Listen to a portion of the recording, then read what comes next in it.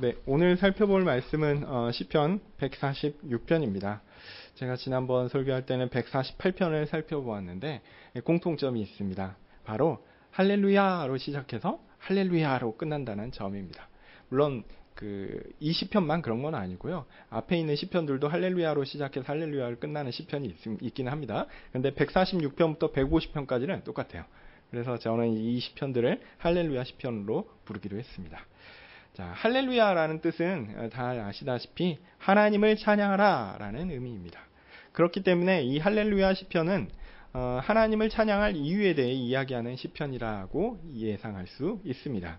지난번 살펴보았던 148편 생각나시는지 모르겠는데요. 옆에 있으니까 잠깐 보시면 하나님께서 하늘과 땅의 만물을 창조하셨기 때문에 찬양한다 라고 이야기하고 있습니다. 창조가 하나님을 찬양하는 주요한 이유입니다.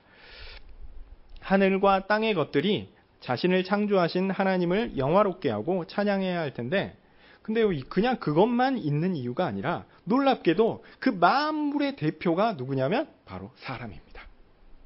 아무런 가치가 없고 이 세상에 그런 커다란 것들, 하늘 위에 있는 것들, 땅에 있는 것들 다 비교해도 인간이 뭐가 뛰어나겠어요? 뛰어날 것이 없거든요. 그런데 그 만물의 찬양을 대표로 하는 존재가 있으니 바로 사람이라는 거죠.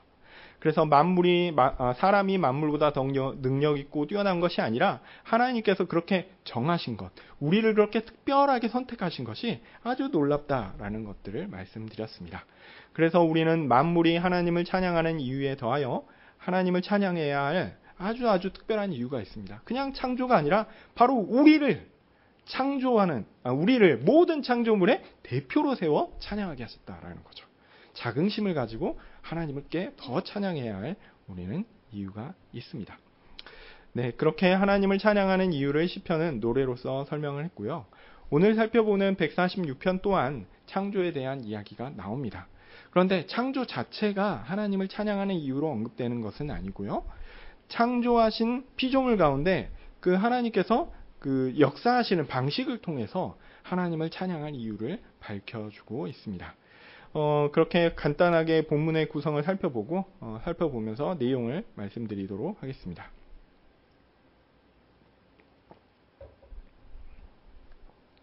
자, 1절에는 이 시편의 주제가 나옵니다. 찬양하라 내 영혼아. 네. 그리고 찬양의 대상이 언급되죠. 여호와 하나님이십니다. 자, 2절은 내가 찬양하는 시기에 대해서 이야기합니다. 나의 생전에, 나의 평생에 이렇게 했죠. 똑같은 말입니다. 반복하는 거거든요. 그러니까 내가 사는 날 동안 찬양합니다. 다른 표현으로 나의 평생에 나의 하나님께 찬양을 합니다. 시편 기자는 우리에게 살아있는 동안, 생명이 붙어있는 동안 항상 찬양해야 한다라고 교훈하고 있습니다. 그것이 당연한 것이고요. 또한 마땅한 것입니다. 우리의 삶에 좋을 때도 있고 나쁠 때도 있고 즐거울 때도 있고 슬플 때도 있고 또 건강할 때도 있고 아플 때도 있고 성공할 때도 있고 실패할 때도 있습니다. 그렇지만 그 모든 때에 우리는 하나님을 찬양해야 합니다. 네. 자, 항상 찬양해야 한다니까 우리가 항상 그렇게 긍정적인 일 가운데 하나님을 높일 수 있을까? 이런 생각을 하기도 하지만 더해서 어떤 생각을 또 하냐면요. 찬양이라고 하면 우리가 노래하는 거라고 생각하잖아요. 그래서 이 노래라고 제안해서 어떻게 노래를 계속할 수 있을까? 이런 생각을 하시기도 합니다. 찬양은 아무래도 우리의 감성을 북돋아서 하나님께 나아가는 수단이라서 그런 느낌이 없지 않습니다. 그러나 조금만 생각해 보시면요. 찬양이라는 것이 결국 하나님을 높이고 하나님께 영광을 돌리는 것의 역동적인 표현이라고 한다면 우리의 삶에서 찬양은 결국 하나님의 법에 순종하는 방식으로 이루어질 수 있습니다. 하나님께서 원하시는 것을 지식으로 알고 또한 행동으로 실천하며 우리의 감성을 동원하여 그러한 하나님을 높이고 영광 돌린다면, 그렇게 노래한다면 그것이 진정한 찬양이 될 것입니다.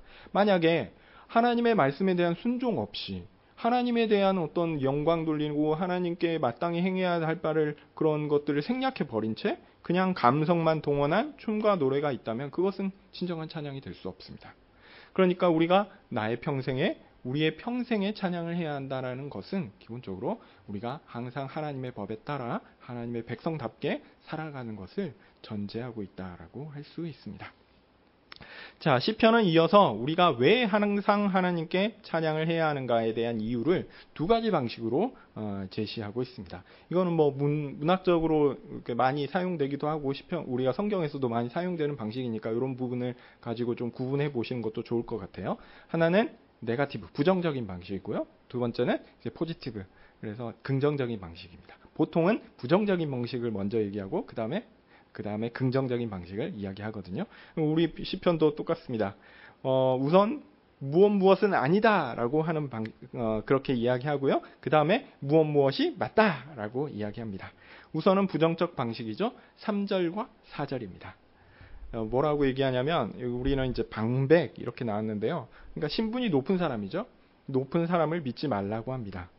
우리는 어렵고 힘든 일이 있을 때 누군가를 의지해야 하는, 내 힘으로 해결을 못하니까 누군가를 의지해야 하는 상황이 닥치면 당장 힘이 있고 지위가 있어서 이 문제를 해결해 줄 사람을 번뜩 그냥 자연스럽게 떠올립니다. 전화를 할 수 있는 상황이면 바로 전화를 합니다. 보통 그렇죠. 우리의 일상이 그렇습니다. 그런데 뭐 그런 일들이 뭐 있을 수는 있죠. 그런 것들을 완전히 뭐 못하게 한다, 그런 건 아니죠. 그러나 기본적으로 시편 기자는 뭘 얘기하냐면 바로 그 사람을 통해서 모든 일이 이루어지고 해결될 것이다 라는 것으로 믿지 말라는 겁니다. 그런 사람을 의지하지 말라는 것입니다. 이유는 뭐냐면 그 사람도 아담의 자손이기 때문입니다. 자, 보십시오. 저도 아담의 자손이죠. 여러분도 아담의 자손이죠. 내가 전화해서 의지하려고 하는 그 사람도 아담의 자손입니다.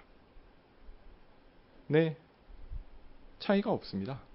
실제로 세상 일이 이루어지는 것에 있어서 사람은 그 사람 자체의 어떤 고귀함이나 어떤 역사를 바꿀 힘이 있거나 어떤 능력이 있는 것이 아닙니다.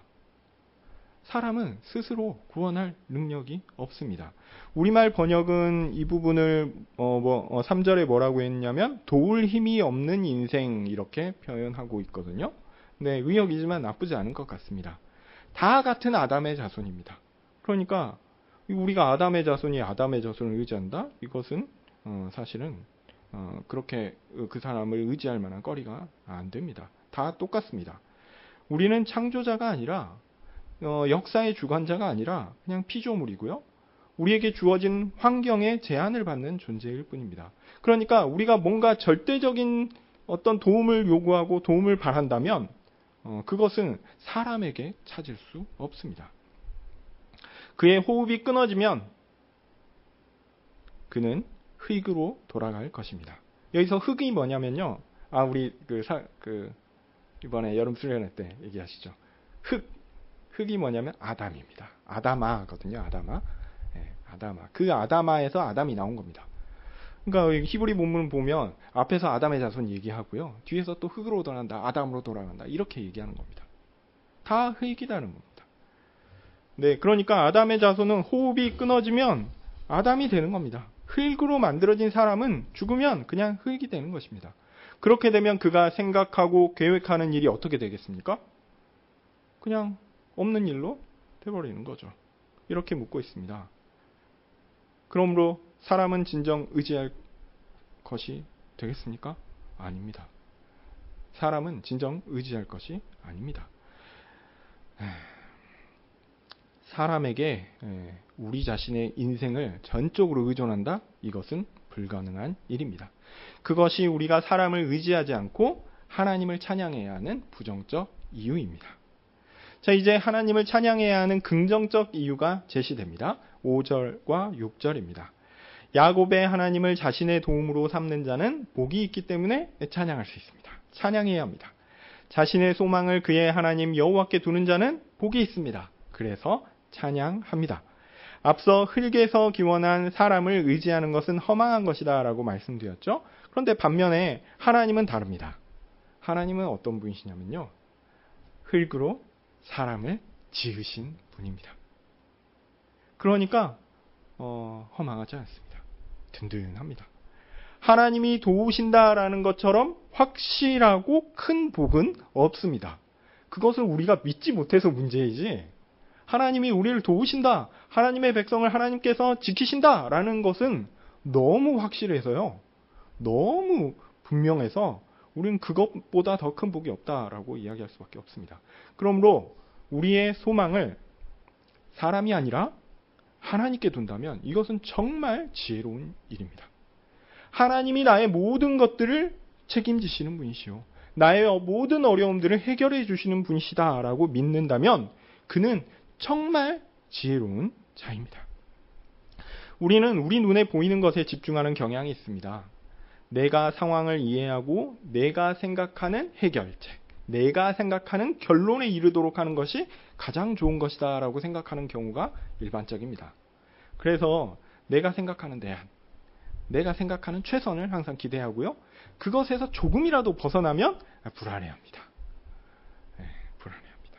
그런데 시편은 내가 생각하는 그런 나의 생각이 아니라 우리가 이해하지 못하는 하나님의 생각과 하나님의 도우심을 기대하며 바라는 것이 진정한 지혜다, 진정한 복이다 라고 이야기합니다. 사실 좀 어렵습니다.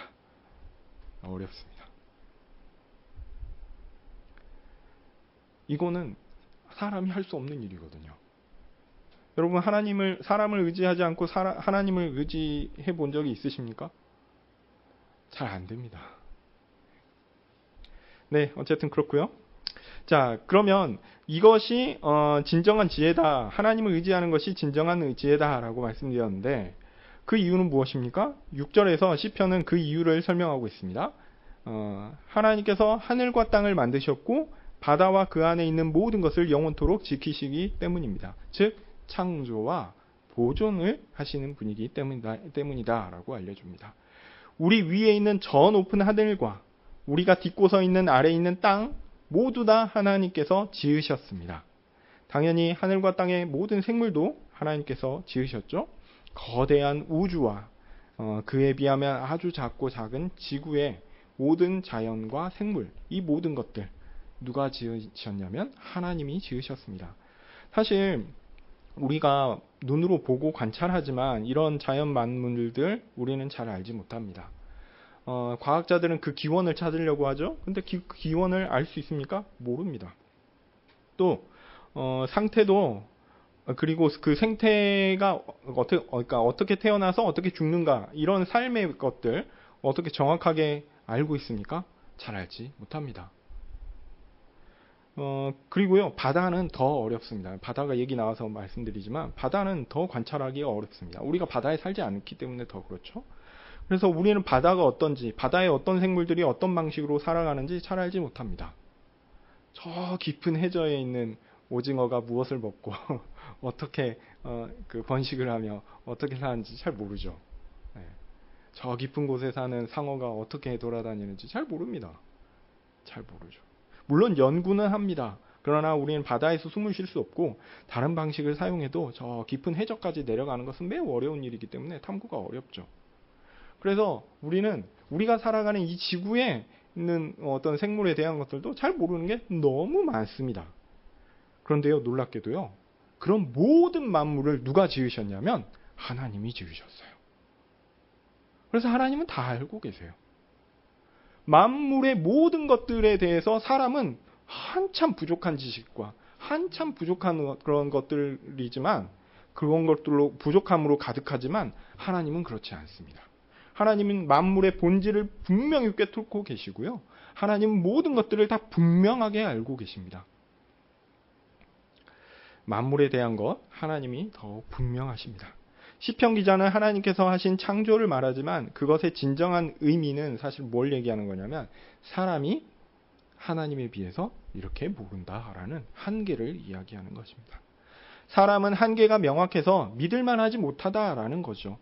흙에서 나와 흙으로 돌아가는 존재이기 때문에 생명과 존재의 본질에 대한 질문과 그 존재의 삶에 대한 문제에 명확한 답을 제시할 수 없습니다. 그 결과 그냥 주체적 개인으로 영향을 끼치기보다는 그냥 휩쓸려 살아가는 수동적 존재로 우리는 살고 있습니다. 물론 사람이 자신의 주도적이며 자발적인 선택으로 삶을 영위하는 것 맞죠. 여러분 정말 자발적으로 교회 오셨죠? 하나님이 억지로 끌고 오셨습니까? 우리는 정말 하나님이 은혜 주셔가지고 자발적으로 왔어요. 하나님이 억지로 질질 끌고 와서 온 경우 없습니다. 어떤 의미에서 그래서 우리는 우리의 선택에 있어서 매우 주도적이며 자발적입니다. 그런데요, 그것은 사람에게 한정된 영역과 권한에서 가능한 것이지 우리가 원하는 대로 모든 것이 가능하다라는 것은 결코 아닙니다. 그래서 사람은 제한된 존재입니다. 그리고 본질적으로 창조자이신 하나님을 의존하는 존재로 창조되었습니다. 그러므로 가장 지혜로운 삶은 무엇입니까? 하나님을 의존하는 삶입니다. 하나님의 도우심을 구하는 삶입니다. 하나님을 바라는 삶입니다. 하나님께서 만물을 지으시고 그것을 지키신다라는 것을 자신의 영원한 진실하심으로 약속하셨기 때문에 그 약속에 기대어 하나님께 소망을 두는 것이 가장 지혜로운 일이며 우리가 하나님을 찬양할 수 있는 근본적인 이유가 됩니다. 자, 이제 7절부터 하나님께서 만드신 만물, 특히 사람을 어떻게 지키시는가에 대한 사례를 언급하고 있습니다. 우리는 하나님께서 사람을 이렇게 만드시고 지키신다면 그 사람의 삶은 항상 평탄하고 원만하고 풍족하고 즐겁고 여유롭고 행복해야 할 것이다 라고 기대해야 합니다. 제가 이렇게 길게 얘기한 거는 아니다라는 얘기죠. 그런데 예수님 믿는 분들 가운데 그런 삶을 사는 분을 보신 적 있으십니까? 물론 뭐 아주 극소수로 있을 수 있겠습니다. 그런데요, 없습니다. 어떤 삶이든 성도의 삶은 굴곡이 있습니다. 어려움이 많습니다. 하나님이 이 땅에서 천국의 삶을 누리라고 말씀하시지만 그 누릴 수 있는 환경을 우리의 죄성을 드러내는 방식으로 해주시기 때문에 사람은 이렇게 굴곡이 있을 수밖에 없어요. 왜냐? 모든 사람은 나태해서, 모든 사람은 교만해서, 죄성이 가득해서 가만히 놔두면 죄로 빠지기 때문에 그렇습니다. 죄로 빠지면 하나님이 우리를 불러야 돼요. 성민아 어디 가니 빨리 와. 부르실 때 손짓하는 게 저한테는 충격이에요. 아파요. 죄로 가려고 하는데 못 가게 툭 치는 거죠. 그럼 굉장히 아픕니다. 고통스럽습니다. 우리 삶이 그렇습니다. 그래서 성도의 삶은 항상 고난이 있습니다. 우리의 모든 죄가 사라지는 그때 더 이상 고통이 없습니다. 하나님 손짓하셔도 이미 우리는 그것으로 가고 있어요. 그것이 천국에서 누릴 영원한 행복한 삶이죠. 근데 현실은 아닙니다. 시편은 놀랍게도 이런 현실을 반영하고 있습니다. 그런 점에서 시편은 이상주의자의 환상적 노래가 아닙니다. 초현실주의가 아니라 성도의 현실적 삶에 기반한 매우 실제적인 찬양이라고 할 수 있습니다. 그렇지만 이 시편이 실제적이라는 것이 물론 성도들에게 그렇게 큰 위로가 되는 것은 아닙니다. 왜냐하면 실제로 고난은 슬프고 아프거든요. 그래도 우리는 우리 생각에 하나님이 창조하고 지키신다면 이런저런 일이 발생해야 할 텐데 라고 예상하는데 현실은 그렇지 않아서 참 힘들 때가 많습니다. 네, 근데요 그게 현실입니다. 성도의 삶은 결코 쉽지 않습니다. 그런데 그 모든 삶이 사실은 하나님께서 우리를 지키시고 도우시는 것이다 라고 이 시편 기자는 이야기하고 있습니다. 그 이유는 무엇입니까? 말씀드렸듯이 죄 때문에 그렇습니다. 하나님께서 창조하실 때 만물은 선하고 아름다웠습니다. 그런데 죄가 이 세상에 들어오면서 세상은 죄로 오염되었고 하나님께서 부여하셨던 선하고 아름다운 질서가 왜곡되었습니다. 그 결과 온갖 악한 일이 횡행하게 되었습니다. 7절 이하의 내용은 이런 죄로 인해서 왜곡된 성도의 삶을 반영하면서 이야기합니다. 하나님은 억압받는 사람들에게 정당한 판단을 받게 하신다라고 얘기하고 있죠. 또 배고픈 사람에게 빵을 주십니다. 여호와께서는 묶인 자들을 푸십니다. 우리는 하나님께서 창조하고 지키신다고 했는데 그런 하나님을 의지하고 소망을 두는 자가 복이 있다라고 말했죠. 그런데 다 좋은데 도대체 왜 성도의 삶에 억압받는 일이 존재하는 것입니까? 그런데 왜 성도의 삶에 배고픈 일이 있는 것입니까? 묶이는 일이 있는 것입니까? 자, 이것은 사회 경제적 삶에서 불평등이 있다라는 전제에서 출발하는 하나님의 도우심입니다. 이것을 보면서 좋네요, 좋네요. 근데 그것이 일어나는 것 자체가 사실은 우리에게 성도의 삶이 굴곡이 있다는 것을 이야기해 주는 것입니다. 하나님께서 우리를 너무 억울해서 죽는 상황에는 두지 않겠다라고 말씀하시고, 또 굶어 죽게는 하지 않겠다라고 말씀하시고, 또 억압받는 상황에 그냥 내버려 두지는 않겠다라고 말씀하시고 있거든요. 이게 그렇게 크게 위로가 되나? 솔직히 그렇습니다. 그냥 그런 상황이 없으면 좋겠는데, 그런데 하나님은 놀랍게도 이 세상 가운데서는 그런 일들을 우리에게 허락하셨어요. 네, 하나님의 이런 돌보심은 단지 현실적 삶의 최소한의 보장을 하겠다라는 그것만을 의미하는 것일까요? 그러면 그렇지는 않은 것 같습니다. 이렇게 열악한 세상에서 보존하시고 보호하시는 일이 더 언급되고 있는데요. 8절입니다. 여기는 좀 특징적이에요. 눈먼 사람의 눈을 뜨게 하십니다. 또 8절에 제가 번역한 건 좀 다르긴 한데, 비굴한 자를 일으키시며, 이 비굴하다라는 것은 굽은 자라는 겁니다. 그래서 여기 제가 볼 때는 좀 의역을 했어요. 의역을 했는데 굽은 자입니다. 그러니까 실제로 신체가 아마 굽어 있는 것을 의미하는 것이라고 생각됩니다. 그러니까 눈이 눈먼 자를 눈뜨게 하고요, 신체적으로 굽은 자를 세우는 것이죠. 그리고 의로운 사람을 사랑하신다라고 얘기합니다. 8절은 사실은 좀 독특해요. 여호와께서 이렇게 3번 나오는데, 물론 이 여호와께서라는 조사는 우리말에만 있습니다. 히브리어에는 조사가 없으니까. 그래서 제가 볼 때는 거의 호격처럼 부르는 식으로 이렇게 보아도 나쁘지 않은 것 같아요. 그래서 여호와여 이렇게 이야기하면서 하는 것 같습니다. 그러면 그렇게 보면 여호와여 소경의 눈을 여시며, 여호와여 비굴한 자를 일으키시며, 여호와여 의인을 사랑하시며, 이렇게 보는 거죠. 자, 그렇게 보면 하나님께 이 일을 해달라고 요청하는 것입니다. 그런데 이 일이 매우 독특합니다. 앞서 얘기했던 것은 사회적, 그다음에 경제적 불평등 가운데 하나님께서 그럼에도 불구하고 성도들을 보호하시겠다, 살려주시겠다, 완전히 완전히 망하지 않도록 보호하시겠다라는 어떤 안전장치, 최소한의 안전장치인 것처럼 보이는데, 8절은 좀 다릅니다.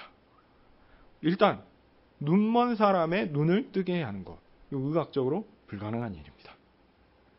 이게 되면은 하나님께서 이 일만 우리에게 허락하게 하셨으면 교회에 정말 많은 사람들이 올지 모르겠습니다. 근데 하나님이 그러한 일들을 우리 가운데 해주실 것처럼 얘기하시지만 실제로 이 일이 발생하지는 않아요. 또 몸이 굽은 사람 어떻습니까? 그런 세우는 일이 가능하나요? 안 됩니다. 그런데 여호와께서 이것을 해주신다는 것은 여호와 하나님께서 기적을 베푸신다라는 의미이죠. 그런데요, 놀랍게도 성경에는 이 일이 발생하는 경우를 우리에게 알려주고 있습니다.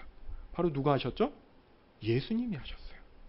예수님께서 이 땅에 오셔서 하신 위대한 기적 가운데 눈먼 사람이 눈을 뜨게 하는 장면, 그리고 신체의 장애를 가진 사람이 일어나는 장면, 특별히 이렇게 대표적인 게 그 베드로와 요한이 이렇게 성전에 가다가 이렇게 안전뱅이를 일으킨 사건들 대표적으로 알 수 있고, 예수님께서 안식일에 손 마른 자를 고친 사건들도 있죠. 자, 이런 신체 장애를 가진 사람을 고치시는 일들이 예수님의 복음 전파 가운데 있었습니다. 네, 이렇게 하나님의 백성을 부르시고 그들에게 구원이 무엇인지를 보여주시는 일을 하셨던 것이죠. 그리고 그들을 부르시고 위대한 구속사역으로 말미암아 의롭게 하시는 일을 하신 것입니다. 그래서 하나님의 백성들을 의인이라 이렇게 부르는데요. 그런 점에서 여기에서 의인은 하나님께서 구원하시기로 한 자기 백성을 가리키는 것으로 보는 것이 적당합니다. 그러니까 8절의 의미를 보면 하나님이 지키시고 돌보신다는 했는데 그 내용이 실제로는 누구를 통해서 이루어진다고요? 예수님을 통해서 이루어진다라는 겁니다. 9절에서 성도들이 이 땅에서 경험하는 일을 이야기합니다. 하나님께서 성도들을 도우신다라는 이야기를 하고 있습니다. 그런데 성도들은 누구입니까? 여기 9절에서 보면 나그네입니다. 나그네입니다. 집이 없습니다. 저는 이제 식구가 많아가지고 나그네가 되면 큰일 나겠다 그런 생각을 항상 하거든요. 집이 없어서 참 힘들다 이런 생각을 하거든요. 고아와 과부 그런 생각을 가끔 합니다. 제가 만약에 하나님이 무슨 특별한 일이 있어서 빨리 데려가시면 우리 와이프는 무슨 일을 하며 살 수 있을까? 예. 그것 때문에 이제 안전하게 살아야 될 텐데요. 그렇습니다. 고아와 과부, 보호자가 없어서 최악의 상황에 놓인 그런 사람들을 가리키는 것입니다. 특별히 이제 당시는 더 그렇습니다. 특별히 고아와 과부가 언급된다라는 것은 어떤 시기를 이야기하는 거냐면요. 주로 고아와 과부가 언제 발생할까요? 전쟁. 이걸 전쟁을 사실은 생각하게끔 하는 단어예요. 아니면은 전쟁이나 어떤 굉장히 큰 가뭄이나 아니면 자연재해를 통해서 이런 일들이 발생할 수도 있죠. 네, 그런데 하나님은 그렇게 보호받을 수 없는 사람들을 지키시고 그들의 나쁜 상황을 회복시키실 것입니다. 그리고 마지막에 우리의 간절한 소망이 나옵니다. 악인의 길을 굽게 하실 것이다. 이제 죄로 말미암아 암울한 우리의 인생에 빛이 있을 것입니다. 하나님께서 악을 처리하실 것이기 때문입니다. 그 악을 처리하는 과정이 성도의 삶이다라고 시편은 이야기하고 있어요.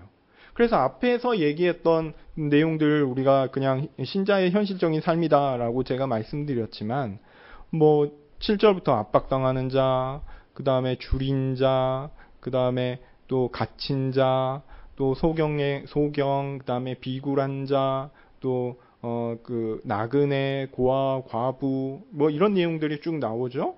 이런 일들을 통해서 하나님께서 성도의 삶을 도와주신다라는 것을 이야기하고 있습니다. 이것은 하나님께서 창조하시고 지키시는 일이 분명한데 그 일은 이 땅이 죄로 인해 타락한 상황 가운데서도 분명히 이루어질 것이다라는 찬양을 시편을 하고 있는 것입니다. 그리고요, 그러한 하나님의 창조와 지키심이 누구를 통해서 이루어질 것이다? 그리스도의 구속사역을 통해서 이루어질 것이다라는 것을 사실은 암시하고 있는 것입니다. 죄에 억압받는 자들에게 공정한 세상이 올 것이고 경제적 불평등으로 인한 빈곤이 해결될 것이며 사회적 불의로 갇힌 자들에게 해방이 올 것이며 육체적 질병이 치료되고 하나님의 의로운 사람들이 하나님의 참된 사랑을 진정으로 얻게 될 것입니다. 나그네와 같이 정처 없이 다니는 성도들은 진정한 고향, 진정한 집을 얻게 될 것이며 가장 취약한 약자인 고아와 과부와 같았던 성도들은 이제 하나님을 아버지와 남편과 같이 아주 든든한, 그래서 아무런 부족함 없는 그런 자로 되게 될 것입니다. 그리고 결국에 이 모든 것들의 뿌리가 되는 세상의 악이 처리될 것입니다.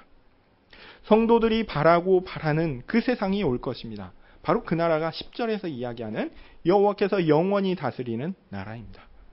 그 일을 바로 우리 하나님께서 이루실 것입니다. 이것이 시온, 곧 하나님의 백성들이 부를 영원한 노래입니다. 시편 146편은 하나님을 찬양하는 사람이 의지할 진정한 기초가 사람이 아니라 하나님이다라는 것을 분명하게 이야기합니다. 그리고 그 근거로서 하나님의 창조와 다스림을 언급합니다. 그리고 이렇게 언급된 하나님의 창조와 다스림의 이야기는 궁극적으로 그리스도로 말미암아 이루어질 우리의 구원 이야기를 가리키고 있다라는 것입니다. 그런 의미에서 시편 146편은 하나님을 찬양하는 것이 그냥 이상주의자들의 환상 이야기가 아니라 예수 그리스도의 구속사역으로 말미암아 이루어지는 하나님 나라의 현실적 모습들을 기대하는 현실의 성도들의 이야기다라는 것이죠. 이것이 핵심입니다. 그런 의미에서 시편 146편은 바로 우리에게 매우 적절한 찬양이 될 것입니다. 우리의 삶에 가득한 죄로 인한 왜곡들, 그로 말미암아 발생하는 현실적 슬픔과 고통들, 그리고 하나님께서 그 가운데 주시는 그리스도로 말미암은 약속과 성취. 그렇게 우리도 시편 기자와 함께 시편 146편을 힘있게 부를 수 있게 됩니다. 집에 돌아가셔서 한번 시편 146편을 다시 한번 꼼꼼하게 읽어보시면 좋겠습니다. 자, 성경 해석은 이 정도로 하고요. 이와 관계된 하나님에 대한 잘못된 이해를 소개하고 비판하는 부분을 말씀드리고 말씀을 마치겠습니다. 우리는 오늘 본문에서 하나님께서 자기 백성들의 삶에 적극적으로 개입하시는 분이다라는 것을 알 수 있습니다. 하나님은 우리 성도의 삶을 하나하나 다 아세요. 죄로 인해 왜곡되어 있는 삶, 그래서 그 가운데 고통받는 우리의 삶 다 아십니다. 그 모든 것들을 예수 그리스도를 통해 회복하실 그것도 다 계획하셨습니다. 하나님은 창조 후에 피조물에 대해서 아무런 관심이 없는 분이 아니었습니다. 지난번에 제가 말씀드렸던 헬라 철학자 에피쿠로스나 계몽주의 시대의 이신론자들이 주장하는 것처럼 하나님께서 창조하신 이후에 아니면 만들어진 이후에 이 세상에 그냥 개입하지 않는다. 그냥 이 세상은 이 세상 알아서 우리 이성이 이해할 수 있는 시스템 가운데 알아서 질서 있게 굴러가는 그런 것이다 라고 생각하는 것. 그것은 잘못입니다.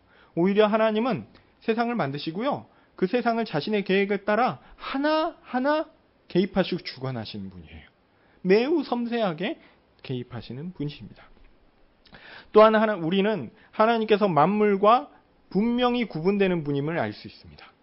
만물은 하나님으로부터 만들어진 것이지만 만물과 하나님은 분명히 구분이 됩니다. 하나님께서 사람과 교류하시며 상호 관계를 갖는 분이라는 점에서 하나님은 인격적 하나님으로 표현될 수 있습니다. 이런 교류에서 알 수 있는 것은 뭐냐면 하나님과 피조물이 교류하죠. 근데 하나님과 피조물이 그러므로 다르다라는 겁니다.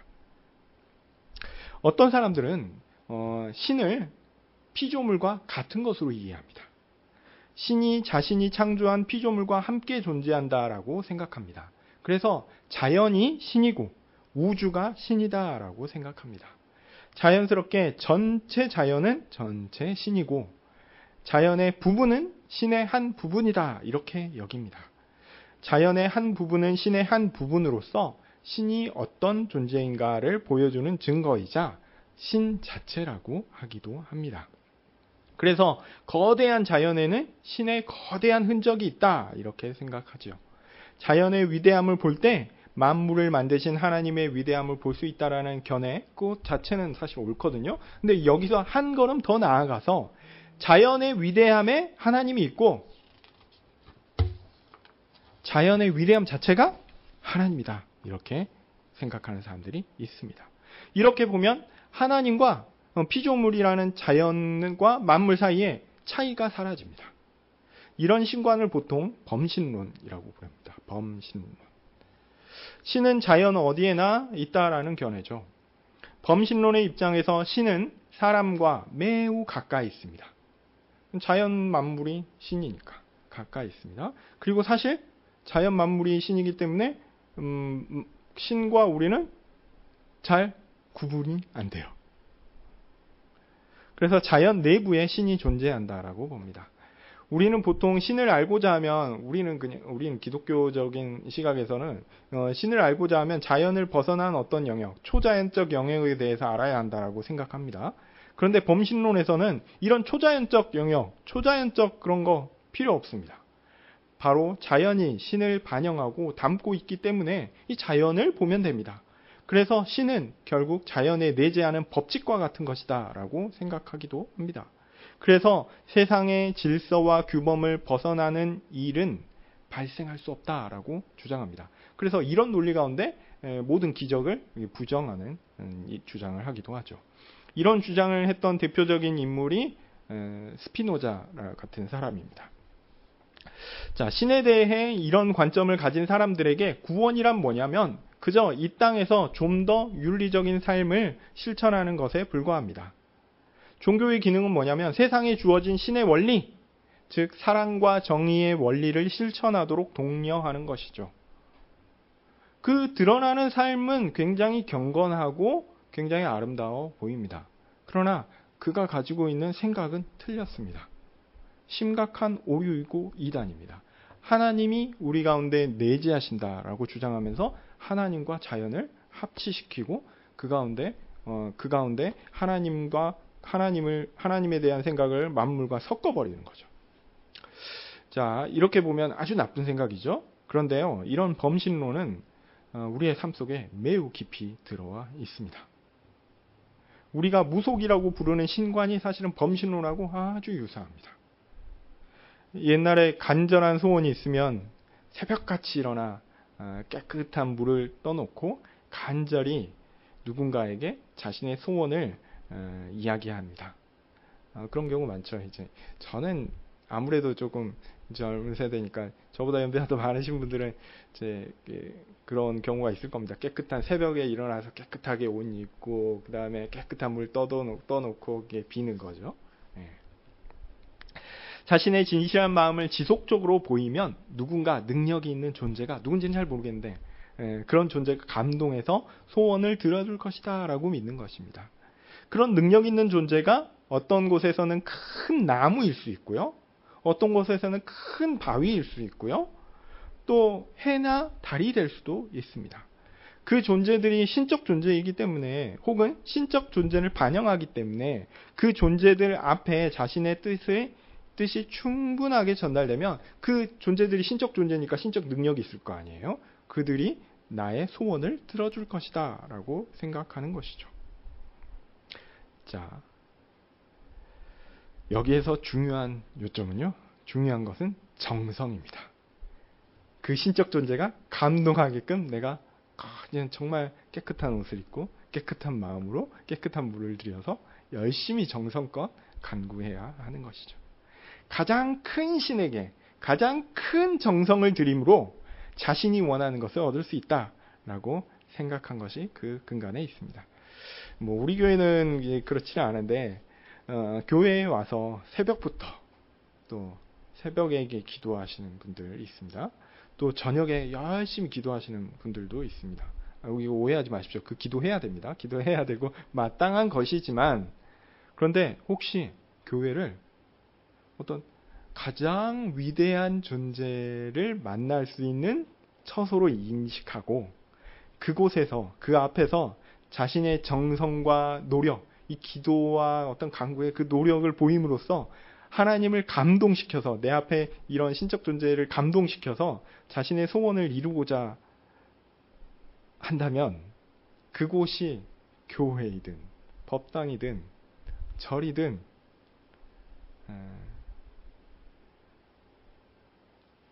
옳지 않은 것입니다. 참 이렇게 말씀드려서 죄송하지만 그렇습니다. 범신론에 기반한 무속과 비슷한 방식으로 기도를 하는 것은 옳지 않습니다. 하나님은요, 우리가 간절히 기도하면 하나님 고민하실 수 있어요. 간절하긴 한데 그게 꼭 좋은 게 아닌데 이렇게 하실 수 있거든요. 하나님은 인격적이셔서 우리에게 가장 좋은 것들을 각자 잘 맞춰서 계획하시 놓으셨습니다. 어쨌든 하여튼 범신론 얘기하다가 지금 무속 얘기했으니까 범신론으로 다시 돌아와서 말씀드리면요.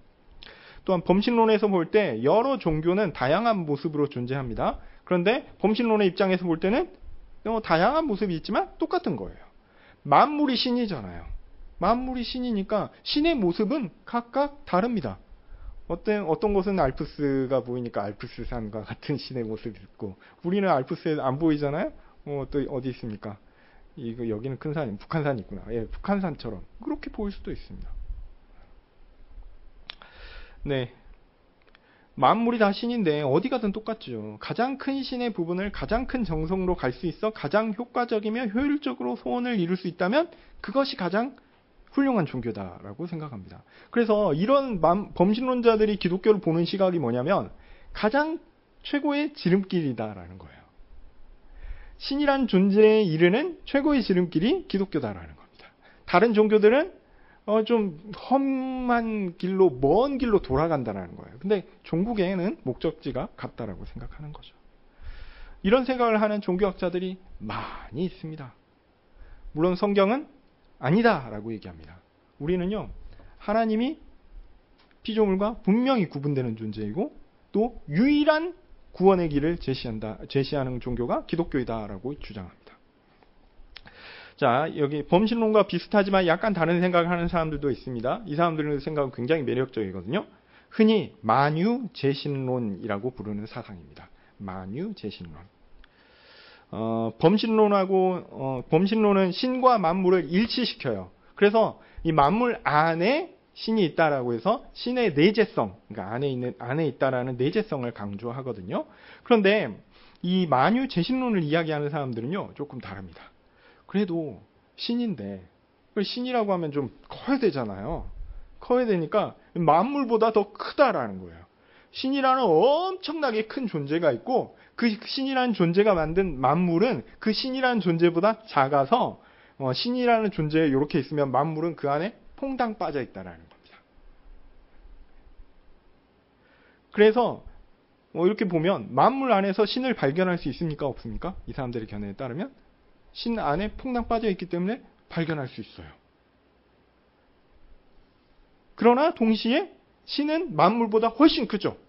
훨씬 크기 때문에 만물 바깥에서 신을 발견할 수 있다라고 또한 주장할 수 있습니다. 그러니까 신이 만물보다 더 크기 때문에 초월적 존재다라고 이야기할 수도 있죠. 그래서 신이 만물과 함께 있다라는 어떤 내재성, 안에 있다라는 내재성과 함께 신이 만물 바깥에 있다라는 초월성을 표현하는데 이 초월성도 함께 주장할 수 있는 아주 흥미로운 견해입니다. 그래서 내재성과 초월성 이것들을 함께 만족시키는 아주 흥미로운 견해죠. 모든 존재는 신 안에 있고 또 신은 그 존재들을 통해 자신을 드러내죠. 자연은 신 안에 있기 때문에 변화와 발전이 가능합니다. 그래서 자연은 살아있다라고 이야기할 수 있습니다. 그리고 신 안에 자연이 있기 때문에 그 자연 안에서 역동적으로 움직이는 것도 신의 역할입니다. 그래서 신은 자연 안에서 역사하는 능동적 주체가 돼요. 그렇게 자연이 움직이는 시간적 과정을 역사로 보면 이 과정을 신의 역사라고 부를 수도 있는 것이죠. 그런 과정들이 자연 안에서 좀 더 고상한 존재들을 통해서 명확하게 드러난다라고 생각합니다. 자연 가운데 가장 고상한 존재는 누구죠? 사람이죠. 네. 그리고 사람이 하는 가장 고상한 일은 무엇일까요? 예술과 철학 그리고 종교입니다.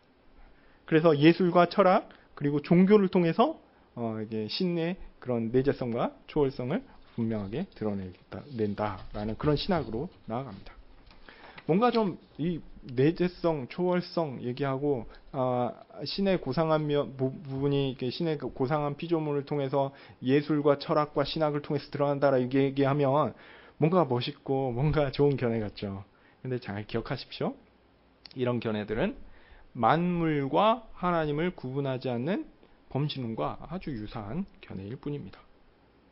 만유재신론은 우주보다 더 큰 하나님 안에 우주가 퐁당 빠졌다라는 건데 사실 우리가 이런 표현을 많이 쓰죠. 만물보다 더 크신 하나님 이런 표현 쓰거든요.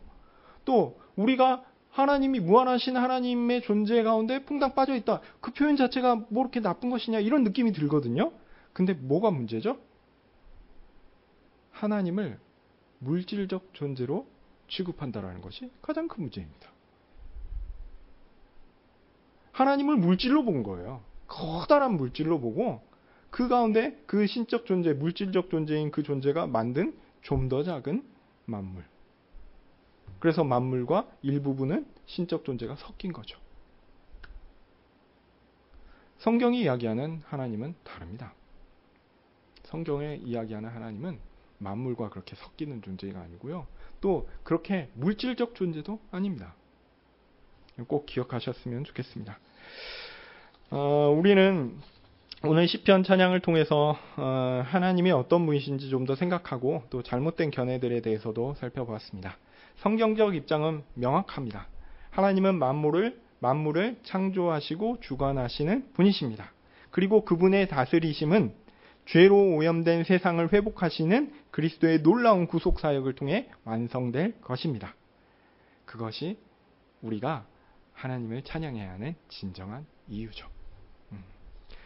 네, 오늘 말씀을 통해서 이런 어떤 부정적인 잘못된 견해들에 대해서도 여러분들이 좀 지식을 얻으시고 또 그것들을 좀 방어 좀 잘 하셨으면 좋겠고, 성경이 이야기하는 명확한 이렇게 하나님에 대한 지식을 가지고 하나님을 잘 찬양하시는 모든 성도님들이 되셨으면 좋겠습니다. 기도하겠습니다. 하나님, 감사합니다.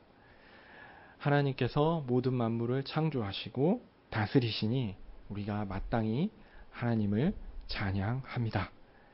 하나님께서 우리의 연약함과 부족함, 죄로 인한 어떤 흠들 다 보시지만 예수 그리스도를 통해서 그 모든 것들을 다시 회복시키시고 지키시고 보존하실 것이며 모든 것들을 종국에는 완성하실 것을 기대합니다.